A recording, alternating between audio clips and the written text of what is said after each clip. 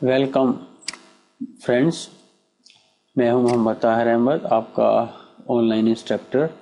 तो दोस्तों, ये है हमारी वेबसाइट computerfever.com और हम सीख रहे हैं CSS3। और इस वीडियो में हम सीखेंगे कंपाउंड क्लासेस और पसोडो क्लासेस इन CSS।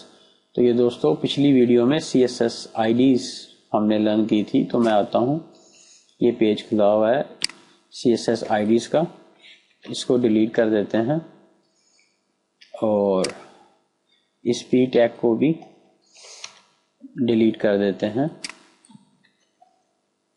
और यहाँ पे लिख लेते हैं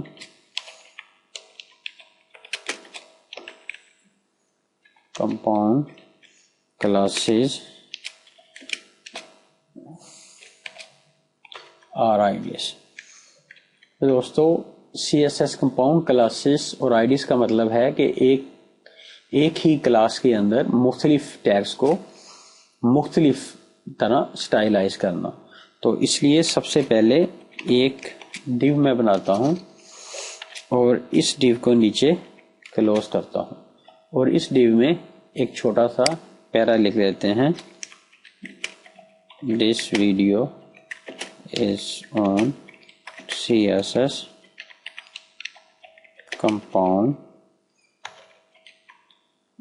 क्लासेस। और इसको दोस्तों हम सबसे पहले जो है वो थोड़ा सा बड़ा कर लेते हैं, Ctrl+C कॉपी, Ctrl+V पेस्ट। इसको दोस्तों इस तरह ये छोटा सा पैरा बन गया है। अपने क्रोम ब्राउजर में मैं आता हूँ, इसको रिफ्रेश करता हूँ तो ये देखें, ये आपके सामने एक छोटा सा पैराग्राफ शो हो रहा है। अब अगर दोस्तों इस डिव को मैं अपने style.css में अंदर, जैसा कि आपको पता है कि इंटरनल मेथड ऑफ CSS में इस्तेमाल कर रहा हूँ, इसमें अगर मैं यहाँ पे डिव को कॉल करूँगा जैसे पहले करता रहा हूँ, तो इससे मैं इस डिव को मुकम्मल तौर पर स्टाइलाइज कर सकता हूँ। लेकिन मैं इस डिव के अंदर चाहता हूँ कि एक p टैग बनाऊं। इस p टैग को मैं यहाँ पे क्लोज कर देता हूँ। फिर इसके बाद यहाँ पे मैं एक h2 टैग बना लेता हूँ और इसको यहाँ ख़त्म कर देता हूँ। फिर दोस्तों एक h3 बना लेता हूँ और इस h3 को यहाँ आखिर पे ख़त्म कर लेता हूँ। अब आप देखें कि एक पैराग्राफ मैंने बनाया है और उस पैराग्राफ के शुरू में कुछ नहीं लिखा है। सेंटर से एक p बनाया है, उस p को क्लोज किया है, फिर एक h2 बनाया है और h2 क्लोज किया है, फिर एक h3 और h3 को क्लोज किया है। और अब मैं ब्राउजर में आता हूँ, रिफ्रेश करता हूँ, तो आप देखें ये h2 टैग है हमारा, ये p टैग है और ये जो है पैरा छोटा सा सेंटेंस, ये h3 है और ये ऊपर डिव का टेक्स्ट है जिसको मैंने कोई टैग नहीं दिया। जैसा कि आप देख सकते हैं कि इस पहले पैराग्राफ को यहाँ तक मैंने यहाँ तक कोई भी टैग नहीं दिया। तो दोस्तों, अगर मैं डिव को यहाँ पे स्टाइलाइज करूंगा तो ये सब पे स्टाइलाइज हो जाएगा, लेकिन मैं चाहता हूँ कि इस पे अलग हो, इस p पे अलग हो, h2 पे अलग हो और h3 के अंदर अलग स्टाइल हो। हालांकि ये सबके सब एक ही डिव के अंदर है। तो ये सब करने के लिए मुझे कंपाउंड क्लासेस जो हैं बनानी पड़ेंगी। तो उसके लिए मैं एक क्लास का नाम रख लेता हूं div1 .div1, सॉरी, क्योंकि क्लास है इसलिए .div1।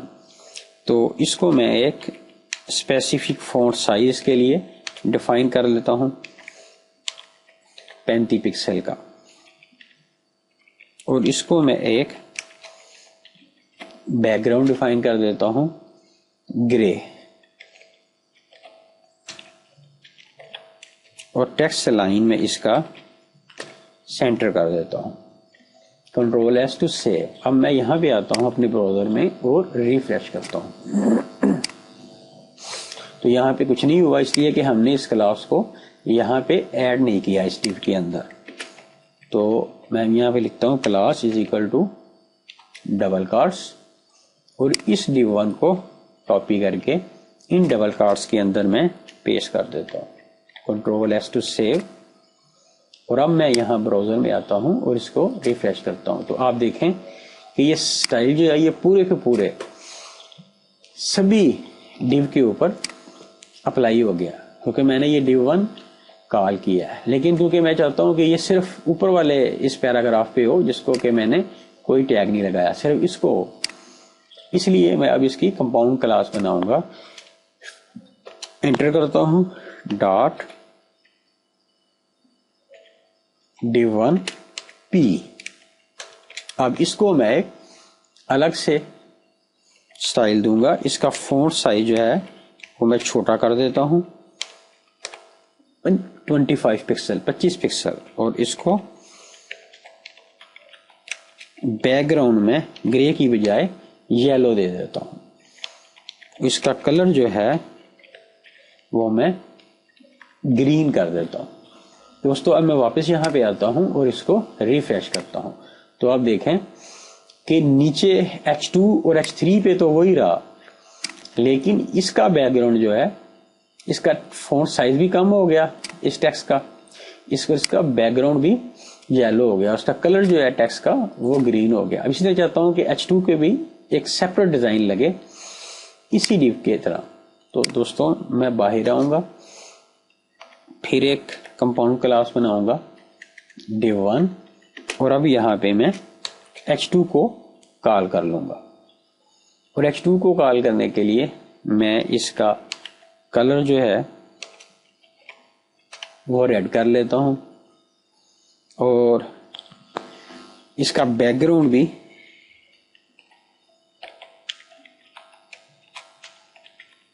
एक डिफरेंट दे देता हूं। कलर रेड हो गया, बैकग्राउंड पिंक हो गया, और फॉन्ट फैमिली भी इसको कोई दे देते हैं, फॉन्ट फैमिली मोनोटाइप कर्सिवा। तो अब मैं यहां पे आता हूं और इसको रिफ्रेश करता हूं। तो आप देखें कि जो H2 है इसके अंदर जो है वो इसकी बैकग्राउंड पिंक हो गई है और कलर जो है वो रेड हो गया। इसको थोड़ा जूम कम कर लेते हैं। तो दोस्तों ये इस तरह हम कंपाउंड क्लासेस जो हैं बना रहे हैं, और अब इसके अंदर ये H3 है। तो अब मैं चाहता हूं कि इस H3 को एक अलग से स्टाइल जो है वो लगे। तो मैं वापस आऊंगा यहाँ पे अपने CSS की इंटरनल स्टाइल टैग्स के अंदर, और यहाँ पे मैं एक दफा फिर डॉट div1 और H3 कॉल कर लूंगा। तो इसको मैं इस दफा कोई डिफरेंट कलर दे देता हूं, लाइक टील, और इसको बैकग्राउंड भी मैं डिफरेंट दे देता हूं। इसको बैकग्राउंड हम दे देते हैं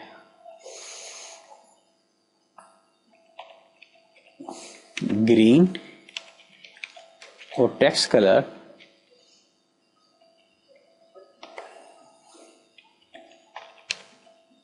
इसको येलो दे देते हैं। मैं यहां पे आता हूं और इसको रिफ्रेश करता हूं। तो आप देखें कि इसका बैकग्राउंड ग्रीन हो गया, उसका टेक्स्ट कलर जो है वो येलो हो गया। हालांकि मैंने यहां पे कहीं पे भी इस क्लास को कॉल नहीं किया, सिर्फ और सिर्फ इस div1 के अंदर इस क्लास को, इस div के अंदर इस div1 को कॉल किया।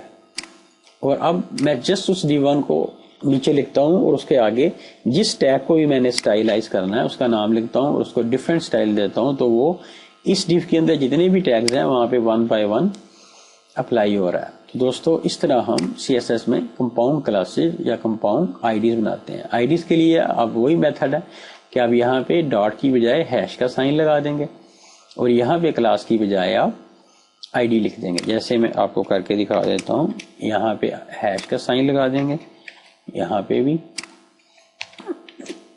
यहाँ पे भी,